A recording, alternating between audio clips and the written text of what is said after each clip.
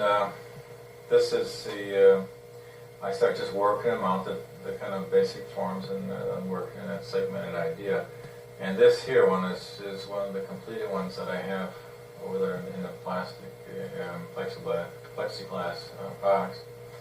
But I just start working these ideas up and start sketching them out.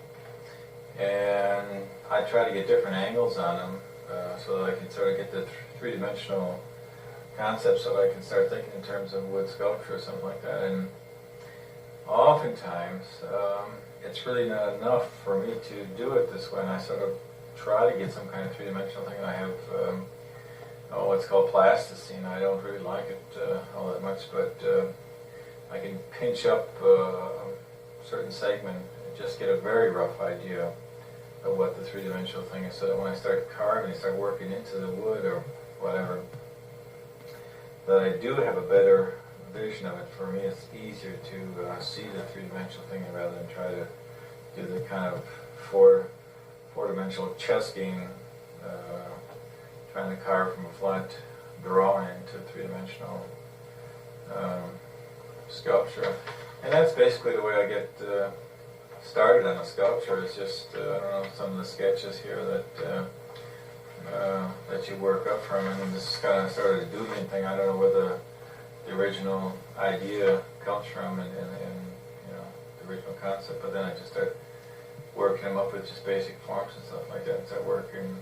And if you're in a series of kind of things, it's a little easier, because see, one seems to feed on the other, and you just sort of, the ideas keep coming. In fact, oftentimes I can be starting at one, and I have what I think is a pretty good idea for the next sculpture already, and in fact I'm starting to work on the second one or third one after I'm into the first one. And it becomes almost a matter of discipline to stick with the one I'm doing, because I have sort of ideas for the next one, and that's sort of, I guess, it's sort of a discipline I had to get used to, because sort of like I mentioned, I have the kind of a shotgun mind where I just keep bouncing around like a billiard ball at times, and I have ideas, so I really have to force myself to work on one idea and follow it through, and if I do get ideas that I think are pretty good for next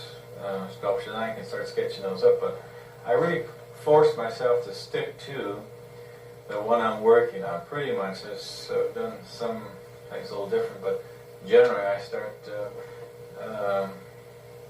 and try to complete the one I'm working on, because otherwise I'd never finish anything. I'd be on to something else, and before I finish it. These are some sketches that I never really worked up. Someday I might, I don't know. Parts of them, sections like here worked into a sculpture. The one on the bottom here is in the one on the larger wood on the wall there. That one, this has sections from it. And if you look, I guess you can see the sketch there next to the other sculpture there. That I did a small sketch and worked it up. And of course, this here. This is a series of the same sculpture that I came. And if I do a larger one, which I'd like to do, then I'll make a full-blown cartoon of the thing, and I would make it as big as, if it's going to be a 7-foot sculpture in cedar, I would make it, get a roll of butcher paper, and I would do the sketches up to that size, and then transfer it to the wood, and then work directly. I don't follow the sketch that close. I mean, maybe can you pick that up?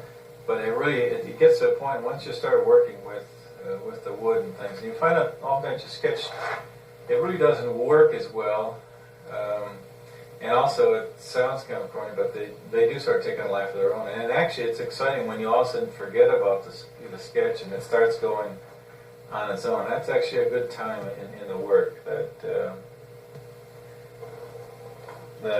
once the work takes its own form, and you can sort of forget about the sketch, that is a good and kind of exciting time.